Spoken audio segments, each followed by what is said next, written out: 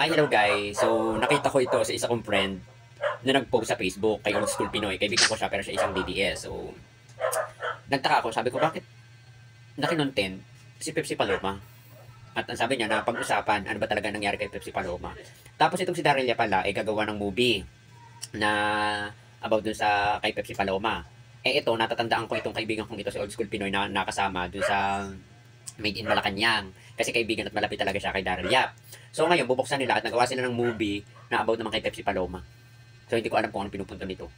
Kasi sa totoo lang, may pagka-clout ha. May pagka-clout. Kung sino ang sikat, yun ang gagawa ng pelikula. Di ba? Di ba kinakalaban ni Daryl Yap dati ang mga kakamping, kaya inilabas niya ang Made in Malacanang. Tapos ngayon, kung sabihin Daryl Yap na kinakalaban mo mga Soto.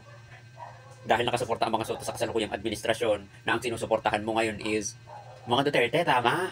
Kasama nga nila Joey, nila Coco, ay hindi nakakapagtaka. No? So ito, panoorin natin at pakinggan kung ano nga ang naging pahayag o statement o sagot ni pambansang chismosa, Christopher Min. So ito, pakinggan natin.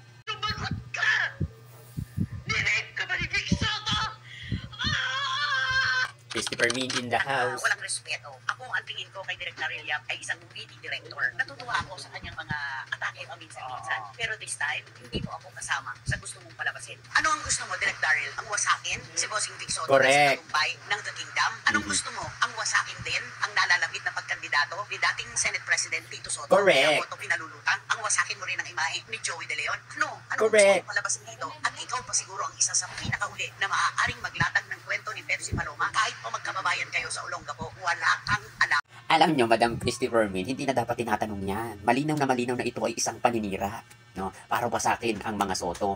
Sa tingin mo, dami-dami pwedeng ipelikula na alam nilang papatok sa masa, katulad na lang ng istorya ni Pastor Apollo Kibuloy.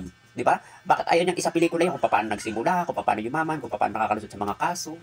Ganun. Ayun ang pinakamaganda na isa pelikula. Daryl Yap, ayun. Pero itong kay Pepsi Paloma, bubuhayin mo, gagawin mo ng pelikula, saan ka didepende? Sa ganito daw yung nangyari, sa ganon, ganare, sa mga sabi-sabi. Diyos ko, nasa ng past doon?